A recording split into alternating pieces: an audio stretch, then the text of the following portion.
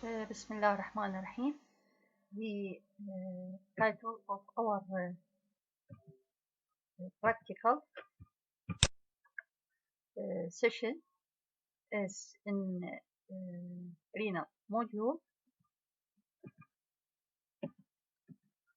is ligand assay, and the ligand is due to use a substance that bind either with the antibody or antigen, and this is called the conjugate, and this substance that bind to the antibody either fluorescent material or enzyme or radioactive material.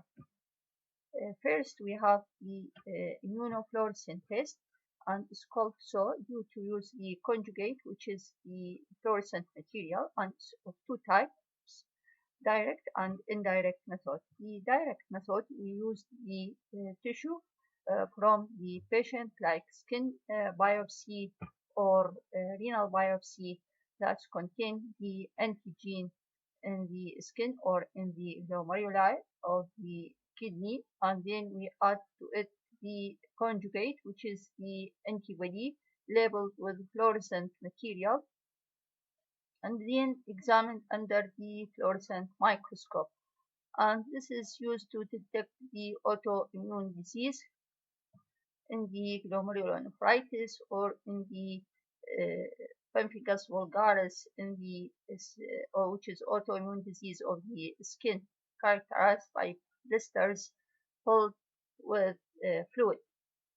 While the skin type of the immunofluorescence is indirect type, and we use the biopsy from the animal, which is usually used the rat or mouse, and we took biopsy from the liver, from the stomach, from the esophagus, and then we add to it the patient serum that contain the antibodies, and then we add the conjugate, which is the antibody labeled with the fluorescent material. And this indirect method used to detect the autoimmune disease like anti-nuclear autoantibodies, anti-smooth muscle autoantibodies. And here the immunofluorescence test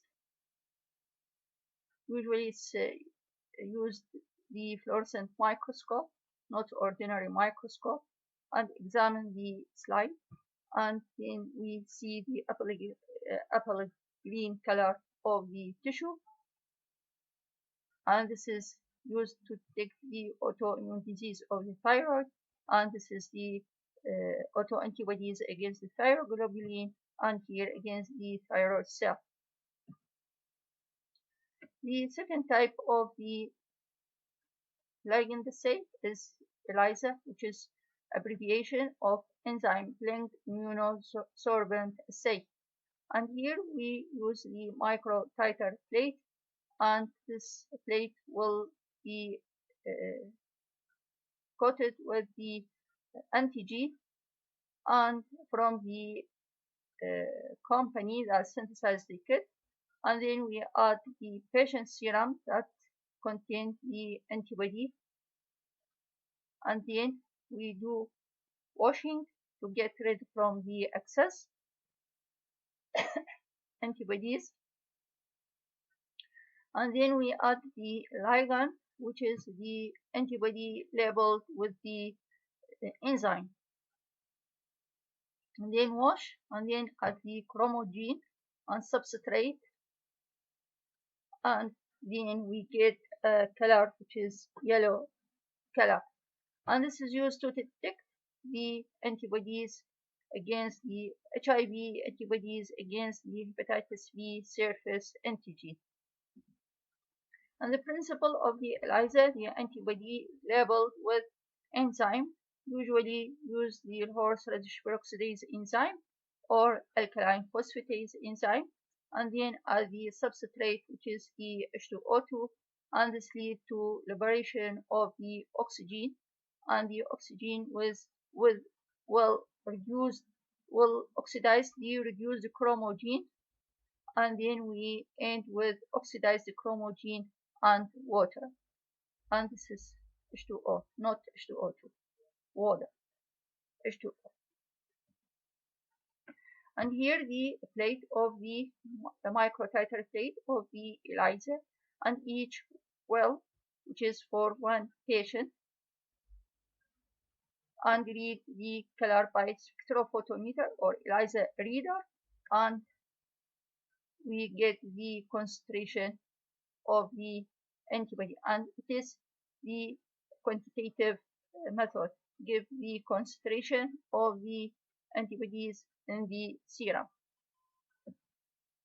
The another test, which is a RIA, which is abbreviation of the radioimmunoassay, and here we use radioactive material instead of enzyme. It's the same principle as ELISA and previously used for the hormonal assay. Nowadays no longer used because of its difficulty to get rid from the radioactive materials that used in the test. And the another new test, which is immunochromatography, which is a qualitative and rapid test using a dipstick membrane coated with monoclonal antibodies against the antigens. And here the conjugate, which is a protein A colloidal gold conjugate, and using in many tests like detection of malarial antigen and the pregnancy test, and nowadays used to detection COVID-19 virus by detection the antibodies against this COVID-19 antigens. And it is a rapid test within few minutes, and it's used to early detection of the infection.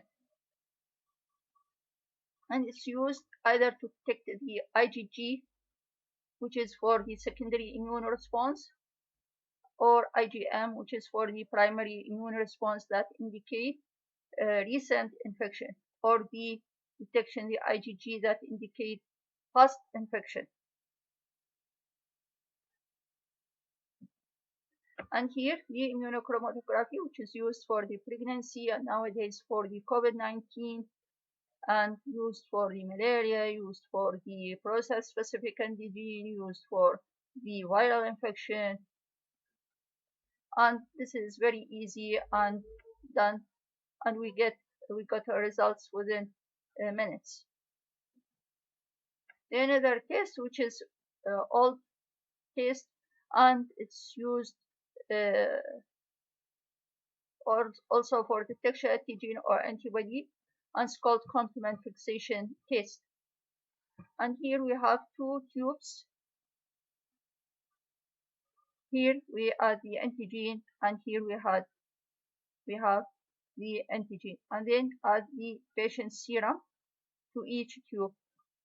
If the patient is infected, so will develop antibodies against these antigen.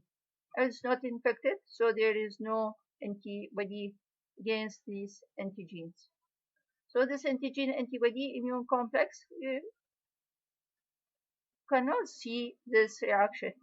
So add to it the complement, and this leads to antigen antibody complement fixation, while here the complement will remain free. And then we add the indicator cell, which is called receptor cell, to see the reaction between the antigen antibody and the complement. And here, when the complement consumed by this antigen antibody immune complex, so the receptor or indicator cells or sensitized RBC will remain free. While here, when there is no antibodies, the antigen and antibody will remain, the antigen and the complement remain free, and the complement will bind to sensitized cell, lead to destruction of the RBC and release the hemoglobin. And the indicator cell or receptor, which is consist from the RBC coated with the antibodies. So when there is rupture of the RBC, indicate that the patient negative and no had infection. And when there is no rupture to the RBC, indicates that the patient is infected and develop antibodies against the antigens. Now we reach to the end of the humoral immune response. Now we have a new subject, which is cellular immunoassay. To to to do the cellular immunity and to detect the cellular status of the immune system.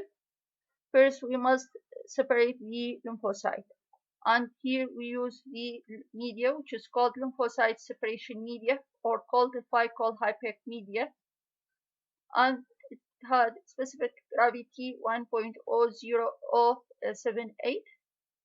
And we add the blood from the patients or any individual on this media, and then we did centrifugation, so we'll get 4 layers: plasma and platelets, mononuclear cells, and lymphocytes, and the third layer lymphocyte separation media at the bottom, RBCs and granulocytes.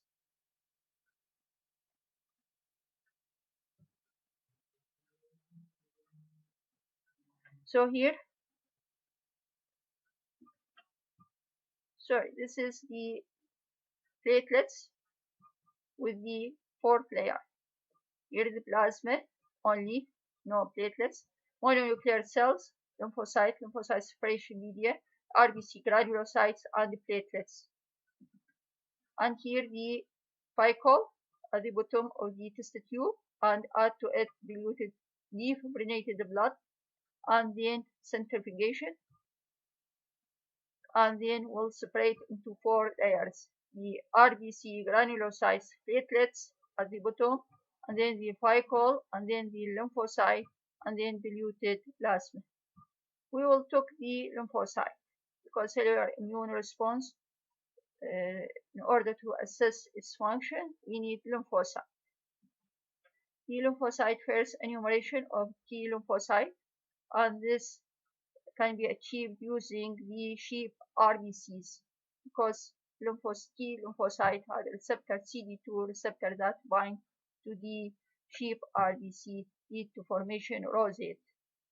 And we calculate the percentage of rosette cells using hemocytometer jumper, hemocytometer counter, and then detect how many from 100 cells had or got rosetting, and get the percentage. And this is the rosetting T cells. Second function, the enumeration of the B lymphocyte. As you know, the B lymphocyte had on its cell surface antibodies, and then we add to it the conjugate, and this is the direct immunofluorescence, and then examine under the fluorescent microscope, and we see the cell wall of the B lymphocyte will be apple green and fluoresce. This indicates B cell, while if it is not B cell, it's remain red in its color. And also, we calculate 100% cells and how many of them had fluorescence cell wall get percentage.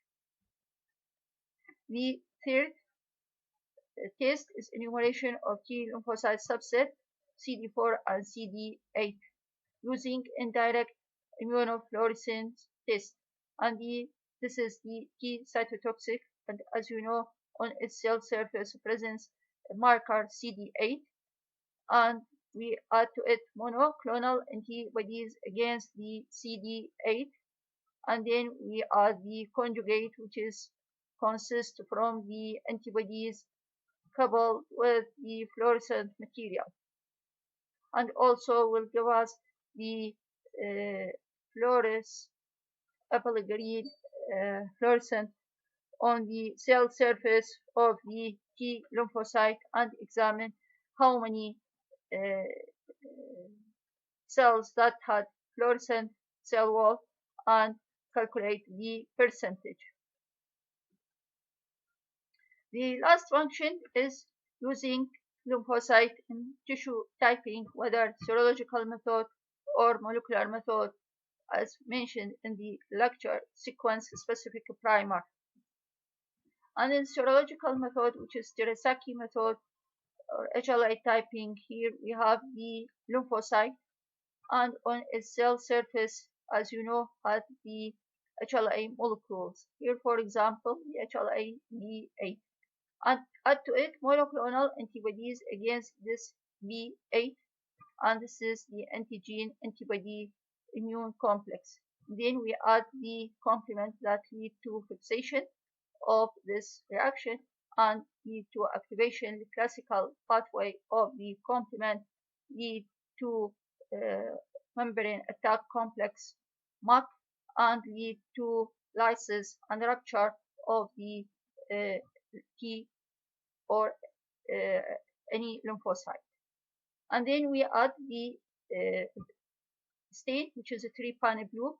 When there is rupture of the cell wall, this stain will enter the cell and will have blue color, while live one did not have any color because it is live and there is no destruction of the cell wall. When there is a destruction, so this means that the patients had B8.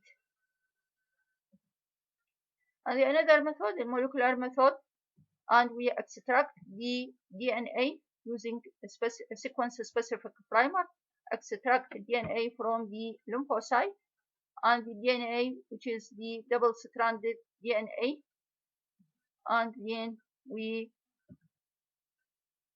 add to it nucleotide, tag polymerase, and the primer of the specific HLA allele, and put them in the PCR, and the PCR change the temperature starting from 95 centigrade, lead to denaturation of the double-stranded DNA into single-stranded DNA, and then the machine will decrease the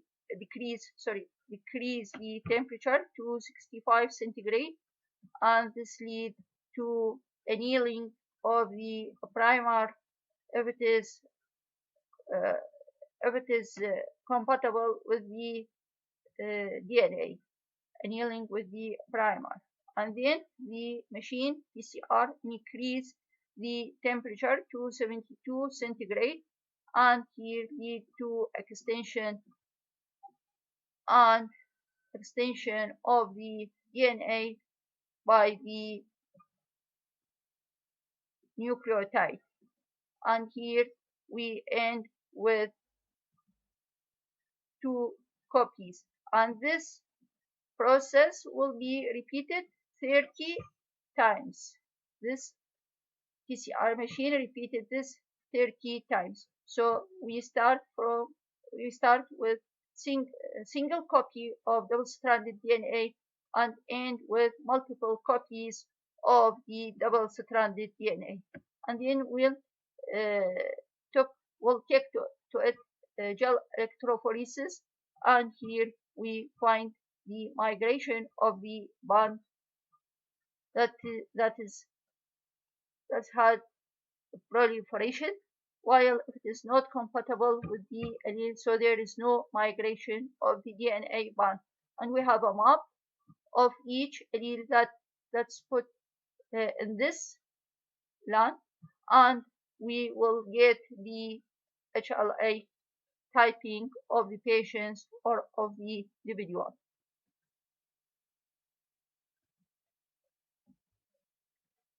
And thank you.